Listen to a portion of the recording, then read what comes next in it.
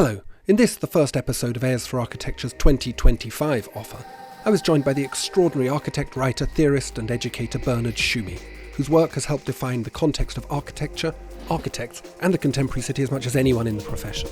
We discuss a tiny bit of this, focusing on his recent book, Event Cities 5, Poetics. The book, published by MIT Press in November 2024, is the fifth and final volume of a series that stretches back to 1994, documenting his practice's work since Event Cities 4 in 2010. This conversation felt very special to me. I hope you enjoy it as much as I enjoyed recording it. Heirs for Architecture, a podcast about architecture, buildings, urban culture and space. Hello and welcome to another episode of Heirs for Architecture. I'm delighted to be talking today to Professor Bernard Tschumi, storied architect. Bernard, I can't believe that anybody needs an introduction to you. However, as this is the way we work, would you be so kind as to introduce yourself? Wow. I'm an architect. Yeah. I happen to think that architecture is relatively simultaneously a very complex and a very simple thing. And it's about thought.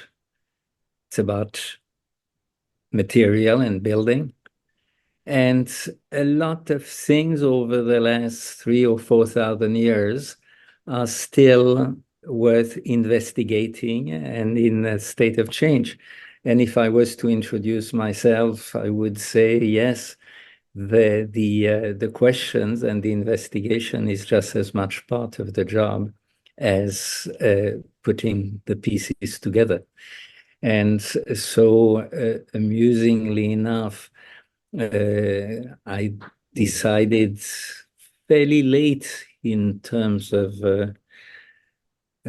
when people decide what they're going to do, although it was at the age of just before the age of 18 in Chicago, visiting the city and discovering an enormous excitement in this urban environment. I insist on the urban environment before the building themselves. The buildings were just, if you want, the icing on the cake. It was a fascination which took over any other interest that I had in literature, philosophy, and other art forms. So the reason why I start with this is that in a way that enthusiasm has not died down over now several decades or even more, and that it's about a culture. What I keep saying, it's not about a knowledge of form, but a form of knowledge, and everything proceeded from that. What do you mean by a form of knowledge? That's quite a lovely inversion. Well, there are forms of knowledge which are entirely abstract, say certain branches of mathematics, for example, potentially philosophy as well, and many others. The particularity of architecture is that it's simultaneously about abstract thought and about materiality, about putting it together. And this extraordinary particularity still fascinates me. I use the word concept a lot, simply because there are certain things which have to be invented. I often use the example of montage in cinema. Without montage, there is no cinema. Or without the concept of the unconscious, there is no psychoanalysis. And I would say that architecture, because of its particularity of being simultaneously concept and materiality, is one of those unusual arts that constantly provokes and challenges the mind. Yes. And that's very evident in your body of work, which is quite unique in architects, which is that it's both built and hugely written and deeply rooted in philosophy. Still, you haven't abandoned philosophy in favor of a kind of utilitarian approach to getting stuff up. Yeah, it's nice you say that. I could formulate it a different way, which is the questions are always there, and they're stimulating. They're very exciting. In the office, we do a lot of competitions. The reason we do that is that I find much more exciting to get a job through a design rather than through public relations and other sort of business mechanisms. Which means that since you don't win them all, you don't build all of it, but every part of it, every part of those projects is part, I won't say it's a bit much, although it is, but it's also a way to spend all one's time developing a certain body of thinking, and therefore every piece of work that's done in the office is actually part of that investigation, this questioning. Interestingly enough, since we are talking about books in this particular case, and of course I can't resist, showing the latest one, every piece of it is a way to attempt to understand exactly what one is doing, right? Of course, these days I've been very tempted to quote Susan Sontag and her famous "I write in order to know what I think." I can say I design in order to, or I built in order to know what I think. So that notion has meant that the Event Cities, the series, was exactly this. Amusingly enough, I can't resist turning this around and show you a few books that I just put on the table. There are two kinds of books. They're the one in the back, which are specifically subject related. But the Event Cities series was there as a documentation, almost that preceded the notion of archives. In other words, not simply to say, there's this, and that. No, not at all. It was simply to try to see what was the thread and what kind of an overview one could have either on the past work or the current work and potentially issues that would become future work. So the 5-volume of Event Cities were specifically done in order to formulate those questions and see to which extent the project themselves were part of the answer. So indeed, I do believe strongly about that, the architecture as a form of knowledge. Yes. You were raised in an architectural family. Your father was a famous modernist architect, Jean Tschumi. So you were kind of encouraged in that. Were you born in Switzerland or in France? I was born in Lausanne, in a French-speaking part. Spent a fair amount of my youth before the age of 10 in Paris, but going back and forth between Paris and Lausanne, just as my father, Jean Tschumi, had an office in Paris and an office in Lausanne and went back, and he was involved first with the School of Architecture. He founded the School of Architecture at the EPFL, which was not called the EPFL then. So, yes, I was very aware of these surrounding. His office, which was at first a small office, was in the apartment, and both in the Paris office or in the Lausanne office. And on Sundays, regularly, I would be taken on the sort of Sunday promenade from the age of 5 or 6 on building sites, on construction sites. So all that was, to me, a sort of general background, right? As it happens, often people ask me whether I had conversation about architecture with Jean Tschumi.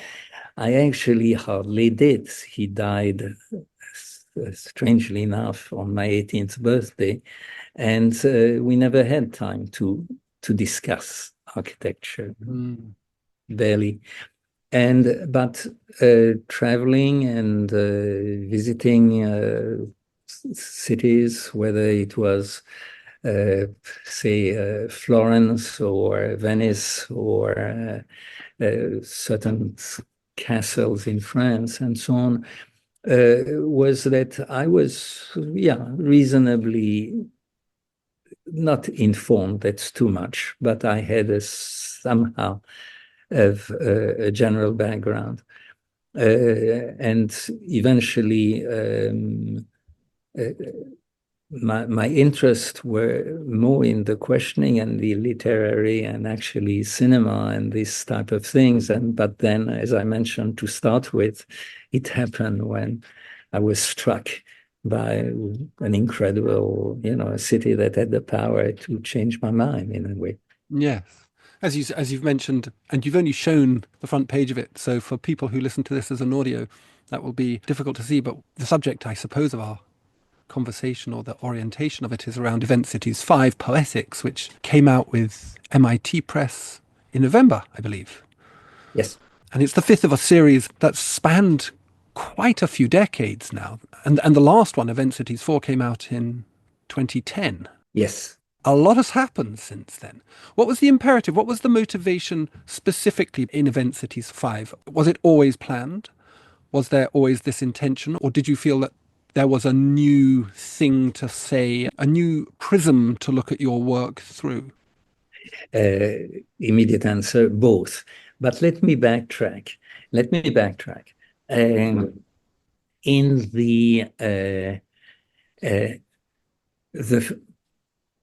the first actual building and building project dates from the early 80s. It's, of course, the Parc de la Villette.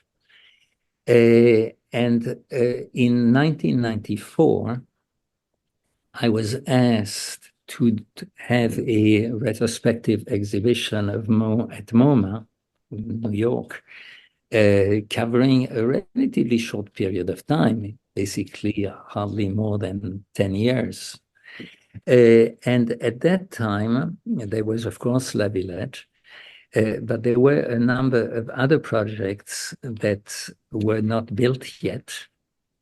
And I thought it was interesting to put them together. Actually, I had already started for something else, to put them together in this format of 600 or 640 pages that would cover not only the final results, but the actual thinking process. And that, amusingly enough, that first volume, I was publishing at the same time a thinner one, which was a number of articles and pieces of writing that I had put together under the title Architecture and Disjunction. MIT Press was publishing it. And I discussed it with the editor, the chief editor then, Roger Conover, who at one moment we talked about the MoMA show, and he and I said, would you be interested to publish that Event Cities? At the time, it didn't even have #1. And Roger hesitated. He said, that's not what MIT Press does. MIT Press does book about writings, about, words. And then he kept thinking, listening to me, and he said, well, we do at MIT Press textual discourse, but maybe how's about the project discourse? And I love the word project discourse. And so that first thick book was started a series, but at the time I didn't think about a series. Mm-hmm. 4 years later, we had enough material to do then what became Event Cities 2. And 5 years later, there was another Event Cities 3. And then by then we were 2010, and that was Event Cities 4. Almost every 5 years, and always the same format, like a sort of, by then it was very intentional to have that documentation. And then there were nearly 15 years without one. And the reason was that there was so much work, and then also I published that massive so-called, architecture, red is not a color.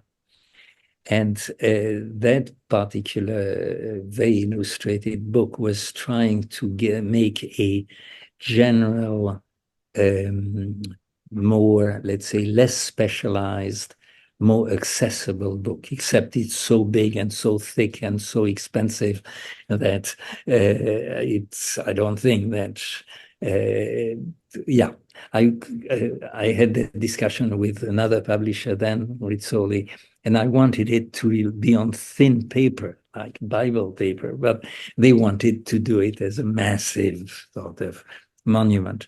So it came out as a monument, but as it took a lot of time, it delayed the final Event Cities, the Event Cities 5. And Event Cities 5, I called it the final one, simply because I wanted to be able to control the narrative, dare I say, and not to have a number of things that were loose ends. Maybe there will be loose ends, you don't know how long you live. But these putting together 15 years of work in the same type of format took a lot of time. It was actually probably the first Event Cities. They wouldn't take more than 4 to 6 months to put together.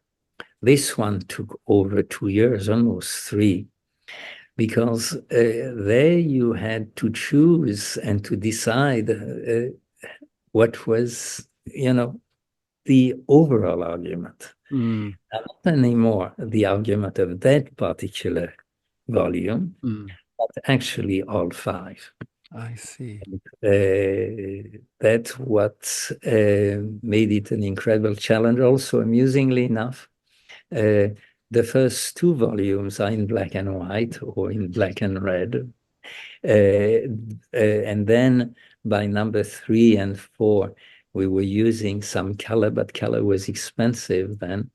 And today it was much easier. And the last volume is every other page or every other spread is lavish colors. Yeah. No, it's a wonderful resource that you've kind of handed out to the world, I suppose, and that reflective quality in it, that interrogation of your own work and reflexive design practices. Well, I mean, it's obviously a great example, I think, to thoughtful practice. But you mentioned Parc de la Villette, and I adore that project. I spend a lot of time thinking about it, and I teach around it. And it's sort of, for me, and maybe you can correct me here, but for me it seems to embody postmodernism, perhaps better than almost any other building or any other built work that I can think of or I've encountered. But you come from this modernist background. Your father is a modernist, was a modernist. How did this postmodern sensibility, so beautifully encapsulated at Parc de Villette, where did it come from? What stimulated it in your own thinking? Was it an emergent concept that you drew from these other disciplines, from art practice and philosophy and so on, and movie making? Yes, I think that's a very important question, because it's simultaneously about, let's put it this way, my own trajectory, but also the trajectory of part of my own generation. I'll backtrack a little bit. You use the word modernism.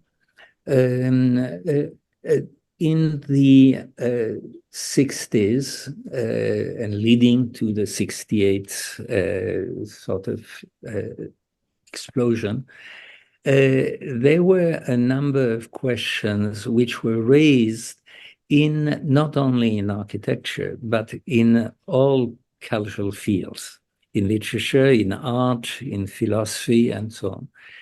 And these questions were the general, say, mood that preceded the 68 general sort of, how can I say, storm. What happened in architecture at the time, that a whole sort of set of beliefs that had been generated by the modernist period were under question. And much of the answer was, as you certainly know or may remember, that that notion of going back to history, rediscovering history, which modernism did not quite approach in the same manner, led to that period of quote-unquote postmodernist sensibilities, and for better or worse, better in terms as in the art scene, for example, re-questioning the idea of figuration, of representation, as opposed to the previous version of abstraction. In architecture, something else happened at the same time that confused a little bit the discourse, which was the fact of so-called historicism, postmodernism, historicism. You remember that period. Certainly in Anglo-Saxon countries, we all remember the early Prince Charles and Leon Krier, sorry. And so hence there was a sort of slight embarrassment about what architecture was producing then, and an interest. And now I will subdivide my own trajectory and a few others, a few other people. In my own case, in that early investigation, which was purely in the form of writing and teaching, teaching was an incredible tool about raising questions and having almost a laboratory, which was, you had a dozen students, and every semester or over the period of a year or two, you could really raise a whole series of issues, play devil's advocate, which I love to do. And so that was more, but then in that trajectory, which was simultaneously political interest, literary interest, and art-related interest, that's what led me to New York. I went from London to New York. Yeah, there would be an interesting little footnote about why did I go to London. Yes, yeah, I will. Please tell me, yeah, please. Again, I mentioned 68. the architectural scene has completely imploded then, right? And the only place where there's something seemed to be happening was actually in London. And a few conversations that I was interested in particular Cedric Price, with whom I was hoping to get a job, and then the job didn't materialize, except we had a lot of great exchanges with Cedric. And I become, because of these conversations around the corner, I happened to walk at the right moment into the members' room at the AA, and they hired me. But that's a longer conversation. And so, but that is important because these, and the word conversation, which was a word that Alvin Boyarsky loved to use, was something that extended to the art scene. The art scene in New York seemed to be even more sort of challenging. And I went to New York from London after 6 years teaching at the A, went to New York and actually thinking it was simply a stopover before going back to Paris, which I felt were my cultural roots. But New York caught me, and I ended up spending the rest of my life commuting between Paris and New York 1 week per month or 2 weeks per month. But that's, I'm diverging. The main point is that that was my own trajectory of introducing a discussion with the idea of movement in space, seeing things like performance art and a number of other conceptual art sensibilities, which led to, you know, about the Manhattan Transcript, which was an investigation about the definition of architecture.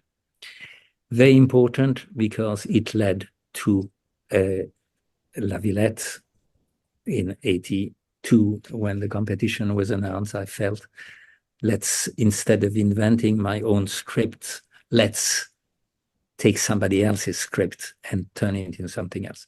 So that's the part that's about Bernard Tschumi. But now, when I said about my generation, there was those who were quite irritated by the cliche modern vocabulary, or irritated with the postmodern historicist sort of fashion that was developing, many of them were quite fascinated by the early 20th century avant-garde. And that includes futurism, surrealism, Dada, expressionism, etc. So this eventually, together with a couple people interested in, quote, as one says, continental philosophy, led to that famous exhibition called, you know, Deconstructivist Architecture in 1988. And that started a completely new title. We really bulldoze out of the scene every attempt to continue with postmodern historicism, etc., etc. So this is a little chunk of a period of history which was interesting at the end of the 20th century. And I don't think that the Event Cities series is about that at all. Nevertheless, I think it's also a sort of documentation. And then inevitably, when doing the last volume, Event Cities 5, I realized that some of the questions that I was asking myself were not necessarily as simple to answer as I had done in the earlier volume, where I was very interested in suggesting a cause and effect relationship between how to address an issue, how to address a concept or develop a concept, and arriving at a building. And realize that there was some moment that was not quite explainable through the rational process that one uses in order to prove that one has thought about this, and that. And hence the word poetics came in. I was now I have to admit, very anxious about the use of the word because other people had used it in different modes. And I felt I had very little to do with the Bachelard sort of sensation-oriented sensibility, does it? And however great, some of that work was, and some of the philosophy that went with it. And just by looking further into it, I started to realize perhaps my interest for surrealism and the famous statement of the fortuitous meeting the umbrella and the sewing machine on the dissecting table came back. A friend of mine recently passed away, Colin Fournier, asked me, he worked for a short time in the early days of La Villette. We encountered one another again. And he said, Bernard, I've seen you work. And there's some moments when you make a decision which is somewhere not part of the cause and effect. And I get, so during the making of Event Cities 5, I became increasingly aware of that moment and how that moment is not only the departure of an abstraction, a concept, but also the moment when it interacts with the context. And I always loved what the English language does very well, concept, context, content. I then realize that an abstraction, once it is confronted with reality, I mean, a lot of constraints, whether they're material constraints, economic constraints, programmatic constraints, and so on, you try to resolve it in a manner that is logical. So you do that. But there's a moment when you have the possibility, or you find yourself in front of this, in a way, impossibility of deciding which is the right way. In other words, you have that suddenly that moment when you can literally decide whether you're going to do this or that.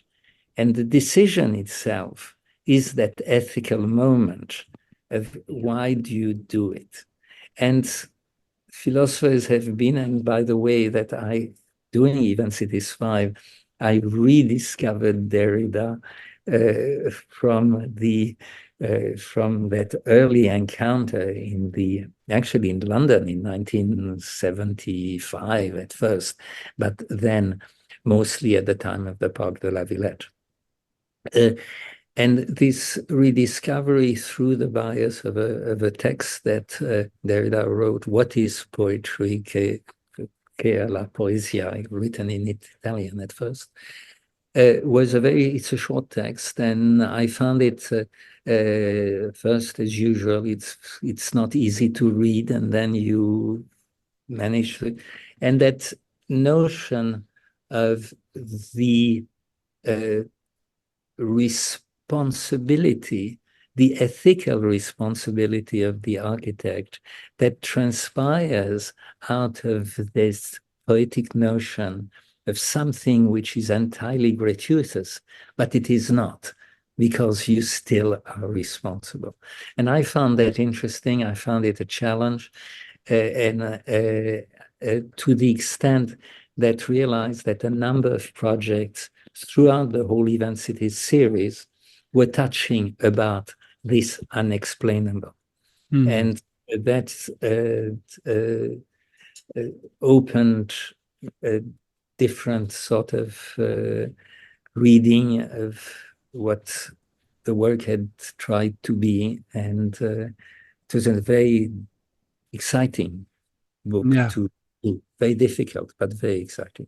Yeah, I can see that. And La Villette is interesting for me in part because it seems like such a radical departure from that holistic and perhaps rather hubristic approach that modernism, and particularly mid-century modernism, had become weighed down by, where it was totalizing. And La Villette seems to me to be much more about the gaps in between things. And as you say, that seems to mirror, in a way, the beautiful description that you quote from Derrida in Event Cities 5 about the nature of the poetic. And I quoted it, a section of it.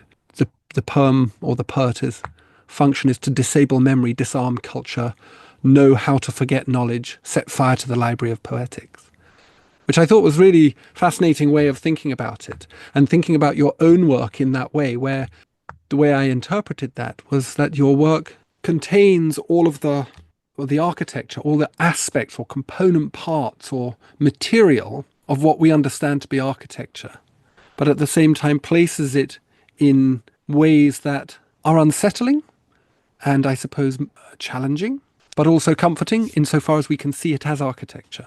Does that make sense? Yes, it does. For you use the word, which is quite correct, the unsettling. Architecture is supposed to settle everything, right? I find it, yes, some of it is about reassuring and making it comforting, and that's what it is about, but only in part. There's something else about it. The very fact, and I go back to the beginning of our conversation, which I enjoy, is bringing together this abstraction and this materiality. This, by the way, the word poetics also means the art of making, and this the architecture is the art of making in many ways.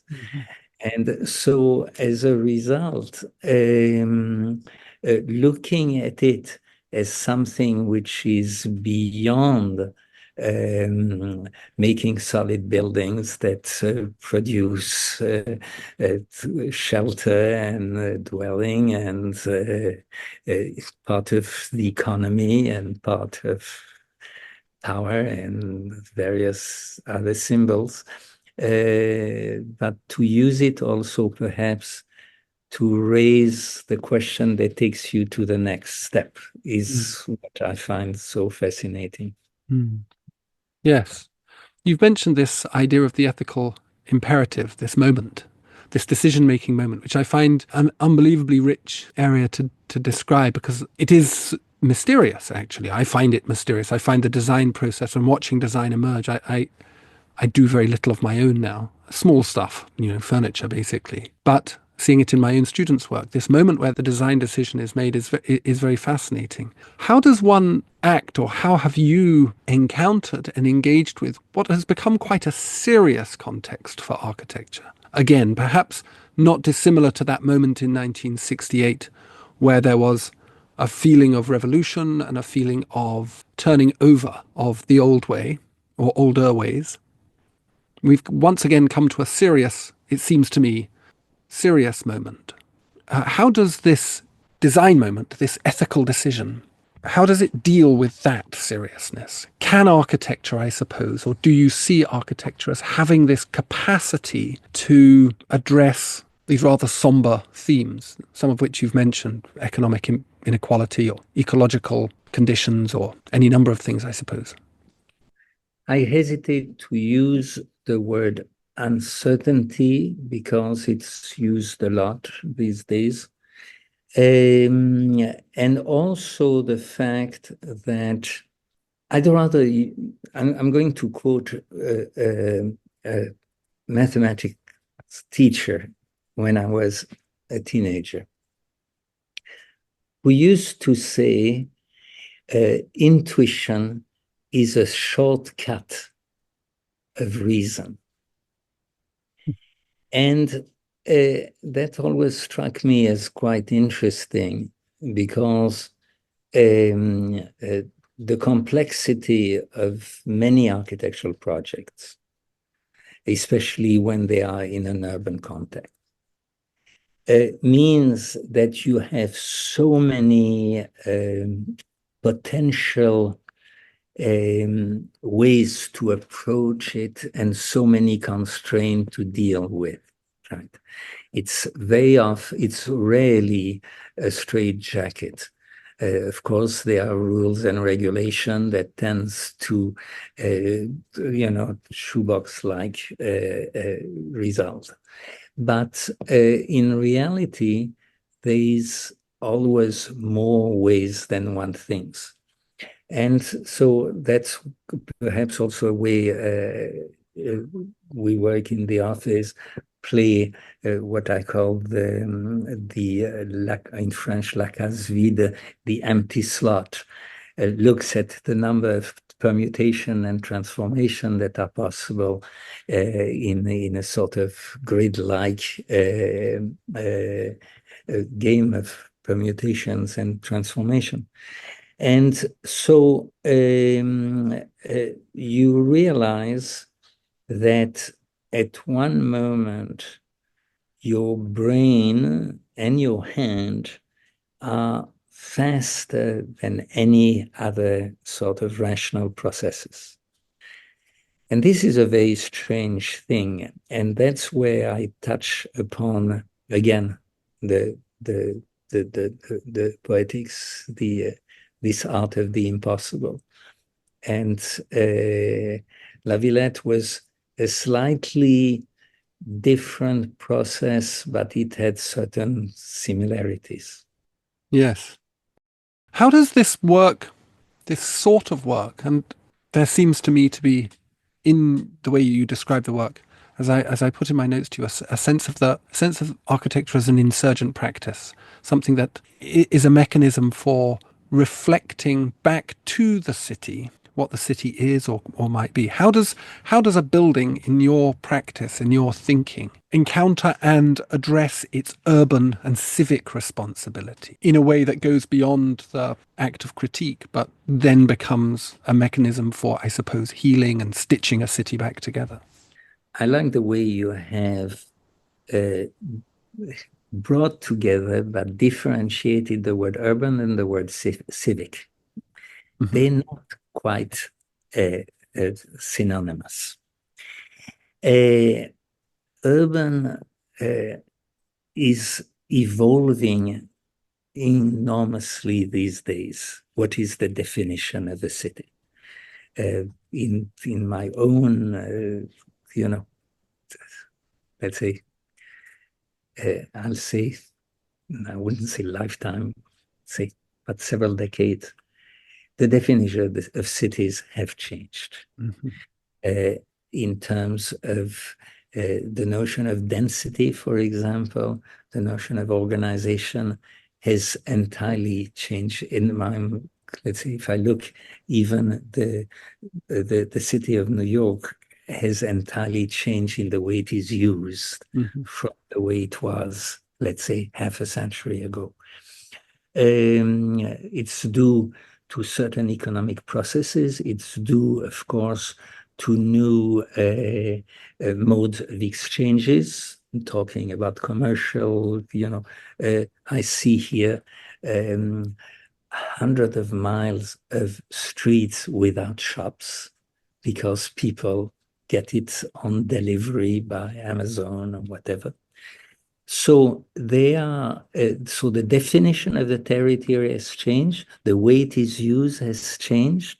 I would say even the social mix is changing to ways that are not necessarily for the better.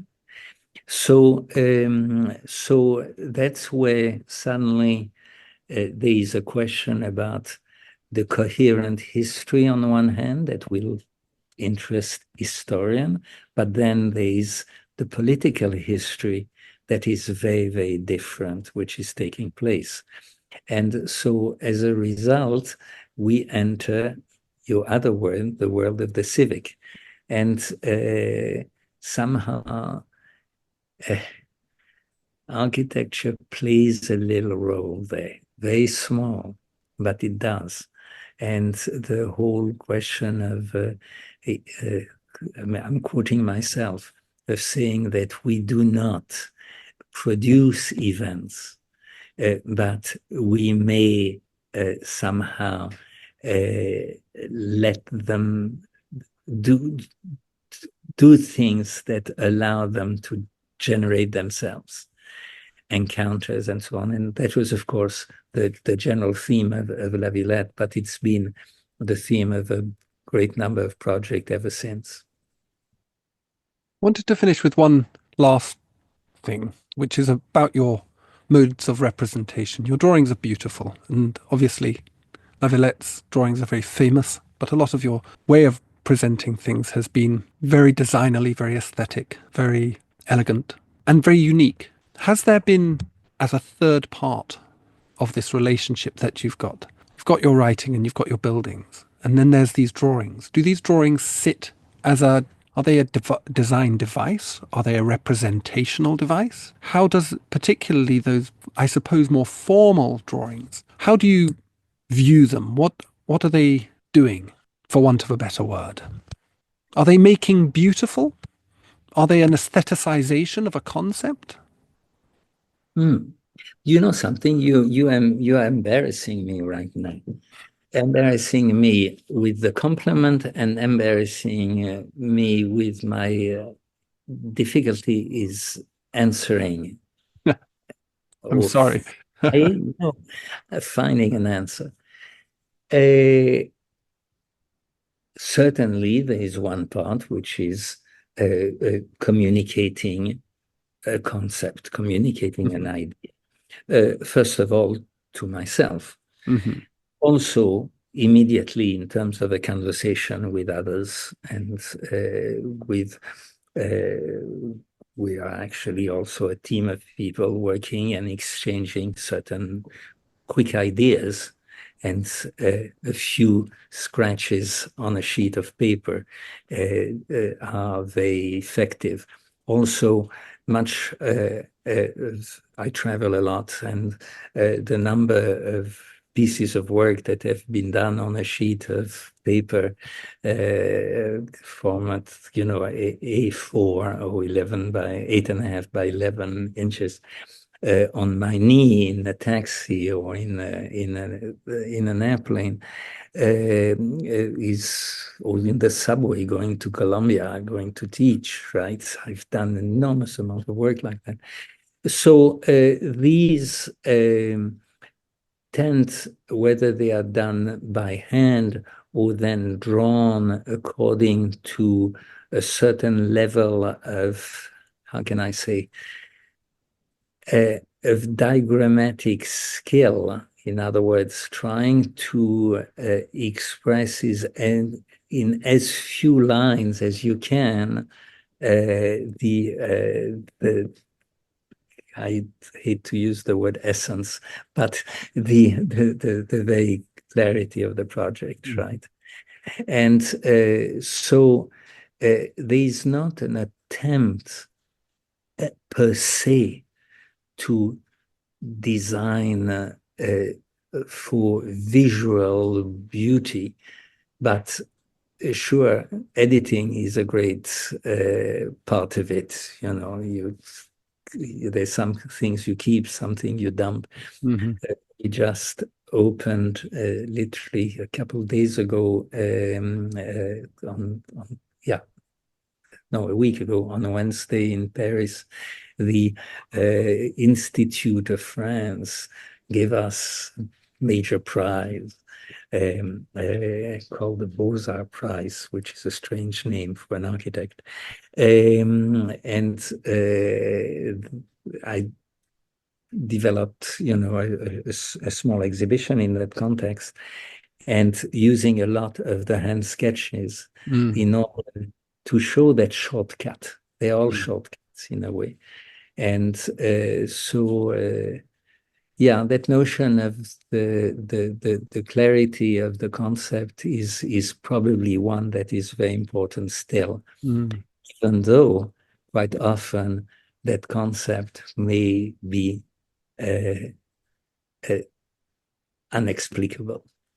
As a final, do you understand your work in continuity? You spoke at the very beginning about a kind of an awareness of your and a kind of emergence of your architectural understanding over time and through history, and your architectural imagination, I suppose, sits within that. Do you see your work in that continuity, or is it a moment of disjuncture that's wrestling with this completely new paradigm? And if it is this moment of rupture, or if it's this moment of continuity, where does it go from here? You see my hesitation. I think there's some inevitable continuity. You don't reinvent, the world on every Monday morning. Yeah.